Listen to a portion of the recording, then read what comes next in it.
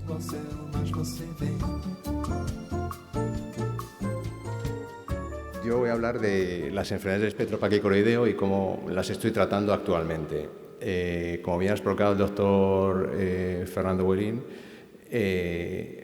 se han tratado clásicamente sin hacer nada, esperando diferentes terapias vía oral de dudosa efectividad, como la esplerenona y estas otras, y finalmente la terapia fotodinámica, que ya que en DMAE no tenía una gran utilidad, en DMAE neovascular, sí que quedó como prácticamente única indicación el tratamiento de la coroidopatía serosa central.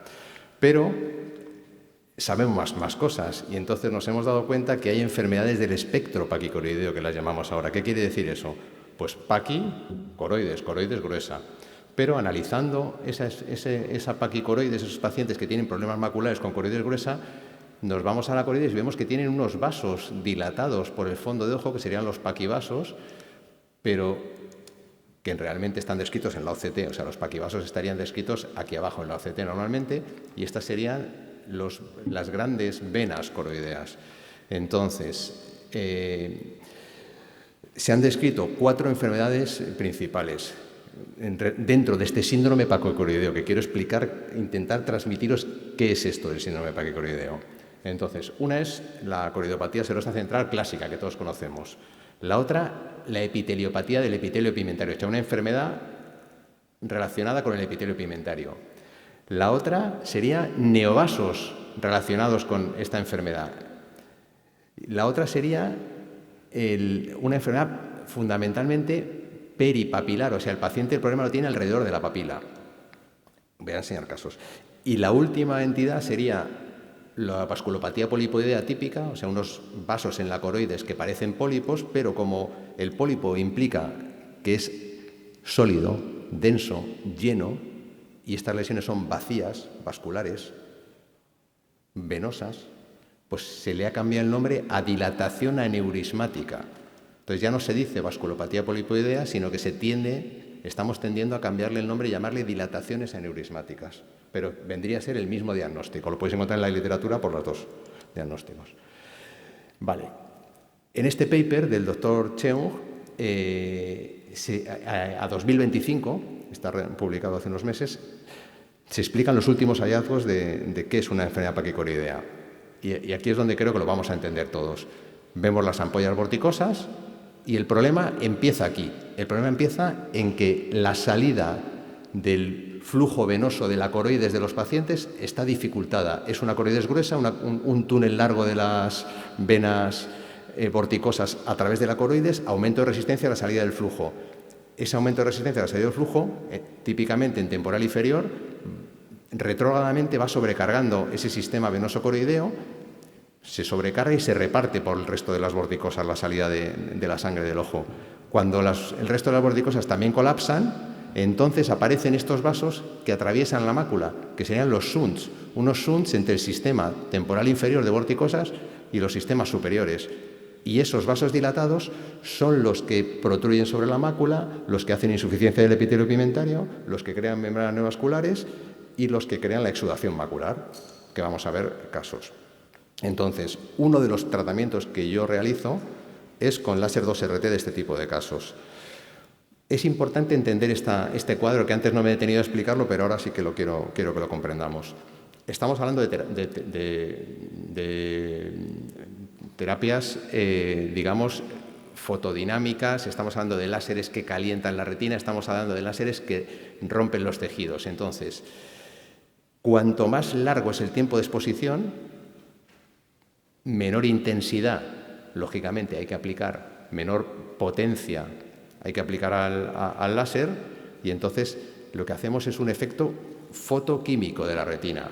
Si vamos subiendo la potencia del láser y disminuyendo la exposición al milisegundo, fotocoagulamos, que aquí estarían todos los láseres que conocemos fotocoaguladores. Si seguimos subiendo al microsegundo, también calienta, pero podemos llegar incluso al punto casi de la vaporización. Si seguimos subiendo la velocidad de pulso al nanosegundo, ya entramos en los láseres que ya son fotomecánicos. Y si seguimos subiendo, pues llegaríamos a los femtosegundos que utilizamos para la córnea, que entendemos que ya a partir de aquí A partir de aquí ya no calienta, es efecto fotomecánico. Aquí fototérmico y aquí efecto fotoquímico. Entonces, ¿dónde se sitúa el láser 2RT? En la parte fotomecánica, para que entendamos. Estamos aquí. Fotomecánica, no calienta. El impacto del láser es más rápido que el tiempo de relajación térmica de los tejidos, por tanto no calienta la célula de al lado. ¿Dónde lo estoy usando? En coroidiopatía serosa central no complicado, en epiteliopatía paquicoroidea peripapilar y en dilataciones aneurismáticas. Es un láser que se absorbe exclusivamente en los melanosomas intracelulares del epitelio pigmentario. Como se absorbe principalmente la radiación ahí, pues genera un aumento de energía tal que cavitan, se producen unas pequeñas burbujas intracélula del epitelio pigmentario y se muere la célula del epitelio pigmentario por sí sola. Entonces este sería el efecto que hace un láser 2RT. Epitelio pigmentario normal, disparamos, mueren una serie de células del epitelio pigmentario y hay un efecto restaurativo. Y en esta restauración es donde esperamos encontrar la resolución del caso. En esos factores de crecimiento, esa restauración. Primer caso, paciente que acude con una coroidiopatía serosa crónica de larga evolución, aplicamos láser 2RT, fijaros, veis el quiste, en autofluorescencia se ve muy bien los puntos crónicos, ciertas atrofias a nivel del EPR y cómo resuelve tras el tratamiento con láser 2RT. Es un paciente que llevaba años de evolución. Otro caso en el cual vemos una dilatación aneurismática tipo 1 y el paciente acude a nuestra consulta, tratamos esa dilatación aneurismática con láser 2RT, vemos ahí cómo el láser está confinado, no hemos ablacionado la retina, sino que el tratamiento es selectivo del EPR, vemos la dilatación aneurismática tipo 1, esto es un vaso coroideo de los que atraviesan la mácula exudando líquido y simplemente con tratarlo, pues al cabo de un par de semanas se cura pacientes que llevan año y medio, 2 años con la enfermedad crónica en marcha. En otros casos la enfermedad es peripapilar. Fijaros cómo en este caso el paciente tiene edema de mácula, tiene enfermedad peripapilar y el paciente lleva año y medio, 2 años con este problema. Acude a nuestra consulta, hacemos angiografía fluoresceínica y berinindocianina. En la berinindocianina vemos estos vasos que atraviesan, que conectan los sistemas coroideos inferiores con los superiores, atraviesan y aquí exudan. En tiempos más avanzados vemos como la angiografía fluoresceínica nos da esta exudación a nivel peripapilar y en tiempos tardíos se ve claramente cómo hay varios focos de hipercianescencia a nivel macular, pero el más activo es este vaso de la circulación coroidea peripapilar. Vemos en angiografía fluoresceínica como también está ahí ese vaso exudando. Bueno, pues ¿qué hacemos? Este sería la OCT del paciente. Fijaros que OCT más espectacular, como el paciente está desesperado, año y medio, con sobrecrecimiento de fotorreceptores, indica una enfermedad crónica de muy larga evolución. Realizamos tratamiento peripapilar y se cura la parte macular con láser 2RT, porque es selectivo del epitelio pigmentario. Por tanto, al tratar el epitelio pigmentario de la retina en este área, vemos ahí los impactos del láser 2RT. Vemos los impactos porque este láser sí impacta sobre la retina. Este láser no es un láser que no haga ningún efecto biológico. El efecto está aquí. Veis los impactos del láser 2RT. Según la intensidad, los vamos a ver más nítidos o menos nítidos. La microperimetría del paciente mejora claramente en el posoperatorio. Por tanto, el tratamiento con láser de 2RT a velocidad de 3 nanosegundos tiene una elevada selectividad por el epitelio pigmentario y dada la gravedad de la enfermedad, yo recomiendo que no se espere tanto tiempo a tratar a estos pacientes porque hacen una epiteliopatía y una pérdida de visión grave y alteración de fotorreceptores.